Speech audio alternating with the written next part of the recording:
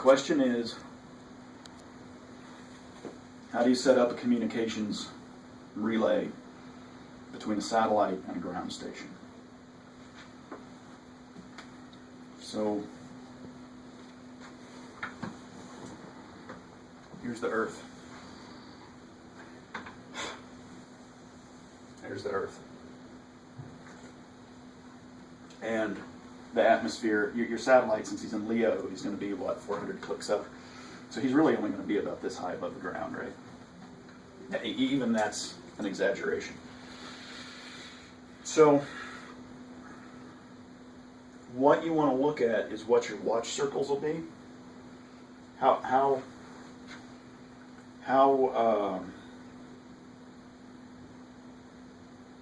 close to continuous contact do you want to have? Sort of where I'm getting at. So if I look at a Mercator map, right, here's North America and South America. Boy, that really looks like it, doesn't it? Here's Europe and Africa, Asia. So a hole in our planning is the fact that because we're a secondary payload, we do not know at what altitude we'll be kicked out at or what orbit we'll get until close before launch. So I don't know if I'm going to get a polar orbit or what. So when it comes to planning, it's kind of just put something on it. Yeah, well, you could. So you're going to have to deal with gaps in coverage. Okay, which we know was going to happen, right? We know that's going to happen. So here's where you're going to end up looking. You're going to end up looking and saying, my ground stations, whatever they are going to need a watch circle of, say, this big. Okay. So whatever way I'm flying through, whether it's this way, whether it's a polar, I'm going to only have 10 minutes of coverage. Yeah. Because your orbit at Leo is basically a 90-minute orbit. We were kind of guessing around 7 minutes was what we were thinking about planning for, in hopes that that would be enough margin for error. Okay, so that's great. So what you do is you say, from this point on the ground, first off, I need a tracking antenna that can follow me. Well, you don't need it. So we're trying to set up that one dish, that's in front of the school. That one dish there. They're trying to fix that. We're also trying to talk to a couple different corporations that may be able to have some bandwidth that they can give us. Mm-hmm. And the third option that I'm trying to work right now is with NASA, who's talking about setting up a ground station for CubeSats there. So that's what we're kind of like trying to pursue all those in parallel and see what you can get. See what we can get as far as the ground station side. So let's talk about what 7 minutes is. 7 minutes is from the time it's this angle basically. It's the arc length here. So my ground station can only look down so far. Right. And it's going to be seeing trees, it's going to be getting clutter, it's going to be getting interference from other shit. So you're making an assumption with 7 minutes that I don't remember what orbital velocity is off the top of my head, but it's like 14,000 kilometers a second or something like that, right? So you divide that out and you basically get a triangle and you work out this distance here at your lowest angle, or here, and this is your distance D. So that's the furthest away it's going to be. That you're going to be. Anywhere else, it's going to be closer. So now that you've got D, this is sort of like the radar equation, right? Yeah. There's a couple of pieces to this. As you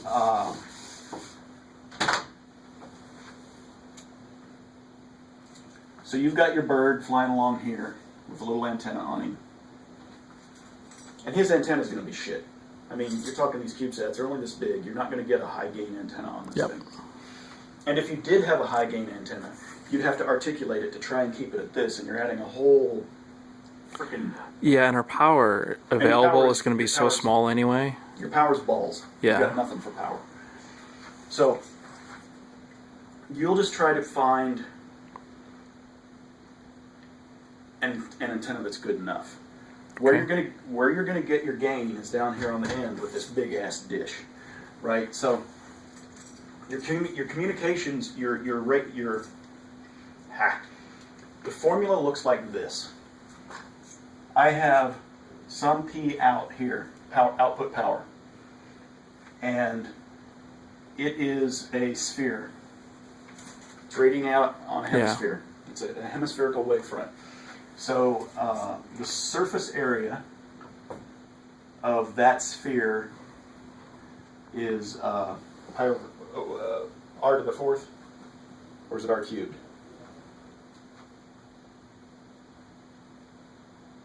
Surface area of a sphere. What's the formula? It's either r to the fourth or r cubed. I don't remember which. I don't think it's r squared. I think it's cubed. I don't know. I'll look it up. So it's related to Yeah. r cubed. It's called r cubed. Yeah. So that means that my energy on any given patch is the area of that patch. Yeah. It's basically P naught. Is it worth it to try to put a dish just pointed down, since we're going to have to control the direction of travel anyway? So if You'll we have to articulate your whole body and try to keep the thing pointed towards your dish the whole time. if it's just pointed down. No. Because what's going to happen when you put a dish on, maybe. There's some funky dishes you might be able to do, and some of the ham radio people with the ARRL sats Yeah. could talk about that.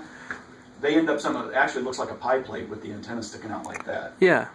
Just so it's not omnidirectional. Just so Right, it's so- pointed down. So, and that's the trick. That's the game that you're playing, right? So here it's r over fourth, but if I can say all my power goes this way, Yeah. then it's 2p over r to the fourth, or r, Yeah. r cubed, right? Because now all my power's this hemispherical wavefront. It's still a hemispherical wavefront, but it's got twice the energy in it Yeah. instead of half the energy, or 1x the energy. So maybe. So you get here on the ground, and you've got your dish looking up, and your gain of, so if this thing came here and hit your antenna, and you just had a little thing out in space, a little half-wave antenna, it'd get dick, right? Because the surface area of that thing Right. is small. That's why you've got the big freaking antenna out there. So we have a 20-foot dish. You've got a 20-foot dish. So you've got a dish that's 20 feet, think- and A equal It's 19 point something because it was metric, but still. A equal pi r squared, Yeah. right? So, or 1/2, whatever. Is that going to be big enough? So here's what you do. You look here. There are things. We've got a couple of different axles we got to go around. It probably will be big enough, but you got to take into consideration some things. So you're going to have this piece of this wavefront hitting this dish. So you've defined your dish. Your wavefront here is a 20-foot diameter dish, right? I assume that's diameter, d equal 20 feet. Yeah. So when you get this distance d here, change that d to r. So I've got my little antenna out here radiating off into space.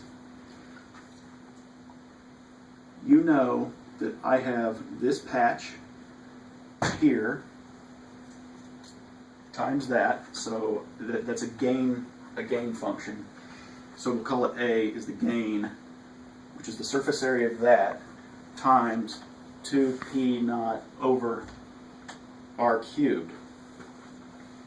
Now, if we go into, if you want to call it a watt there, and you figured out it's going to be micro watts down here, right? It's going to be 0. Yeah. So that's why they work in dBs instead. And I'm not good with dBs, so bear with me. So what you're going to find is that a signal here is going to have a direct relationship to the signal received here based on this. This receiver has some number of dB gain. So you've got this first gain, we'll call this gain 1 for just the size of the dish. It's going to get reflected in, and inside of here is a black box, which is an amplifier. And you're going to have a signal coming in from the antenna, and you're going to have a signal coming out, and this is going to have gain 2 plus noise 1. Yep. So you take this times A2 is x dB, and now I've got A2, A1, 2 power out over whatever that formula is, and plus noise. And you know that for your stuff to be, so here's where we tie it all together. You have a certain amount of data you want to get back. In 7 minutes, you've got 1 megabyte of data you want to get back. I don't know. You work that out so that you know that you need I'm going to pull a number out of my ass, I don't know, a 200 kilobit per second data rate. That is well-known stuff in the communications world to say that if you want this data rate, or reverse it, a bit error rate of less than 1 bit per 400, let's say, bits sent, then you need to have a signal-to-noise ratio of X. And then that all goes into this, and that tells you what your output power needs to be, and given the stuff that you've got. I mean, for you, this stuff is fixed. You can't do anything with this. You're getting it off the shelf from somebody. I mean, there might be little things you can do, but here's going to be your big thing up here. So you're gonna look and say, I want to send 1 image frame back. That's a megapixel, right? So in 7 minutes, I've got a long time. That's a very, very low bit error rate. Your communications package on there needs to poop out those bits nice at whatever power it needs to do to make all of this come true. So, and here SNR is this. That's N. That's that N that's added by this amplifier. Your front end defines your signal-to-noise ratio for all intents and purposes. That is whatever noise it puts in, that's what you're going to have to deal with. Plus out here you've got atmospheric noise, right? So noise atmosphere. So this is a little bit more complex than that. But so when you go back and look at comms theory, so I've given you this. I think you've got what's going on the link here. They start talking about link budgets. And the link budget is talking about if I do a chart like this of signal to noise ratio to bit error rate,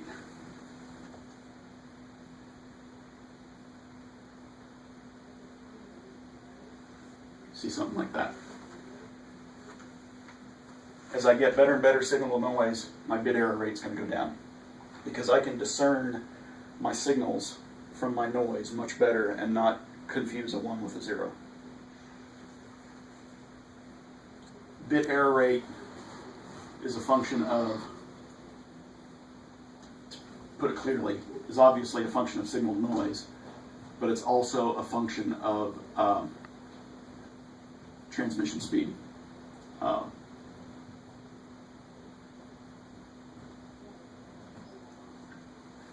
Or, to put it another way, if I want to have a 200 kilobit per second channel, if I've got a bit error rate of 1 per second, then I know that every second, when I send 200 kilobits down, I'm going to get 1 error. So I need to incorporate that into my communications channel the correct way to overcome that error that I know I'm statistically going to get. Whether that's Viterbi encoding, whether that's some sort of special encoding and error correction and detection on the communications package going down. And there's ways to do that. I mean, that's how cell phones work. Is they plan on that. They know they're going to have a certain bit error rate, and they pull it out. You can relatively easily, out of a 8-byte packet, find and correct one error. That's the basis of what you need right there. That's your go forward. Here's where you need to start doing your homework. Make sense? Yep. Now I can't get into bit error rate versus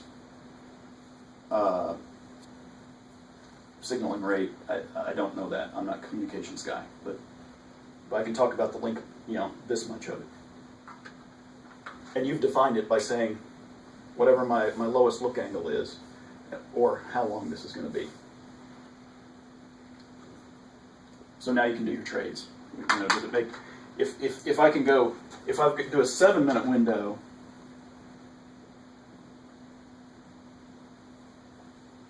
do I start transmitting? Let's say I'm just transmitting all the time at a regular rate, and I expect that I'm going to lose anything before, right? In your case, you're taking an image and an image and an image of something that's internal to you. So I'll transmit an image, transmit an image, transmit an image. They'll be lost. Or some other ground station will pick them up. You'll come into here, you might get 3 or 4 images down in this window.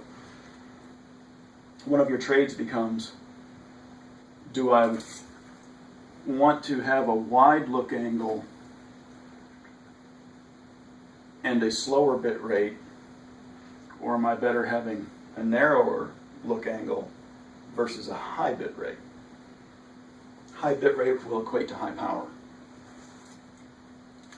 Which we don't have.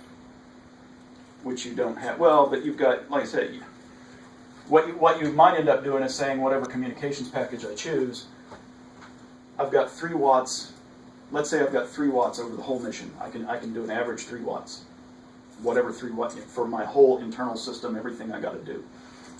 I can allocate 1 watt to my output, to my transmitter. Figure out of that, you're going to get maybe a half a watt out of it at the end. I got a half a watt. Start doing the numbers. And that'll very rapidly tell you the box that you need to stay in. And then, and then you can start poking on the edges of the box, and in some cases you can push it out. And as you learn more, you change the shape of the box. But okay.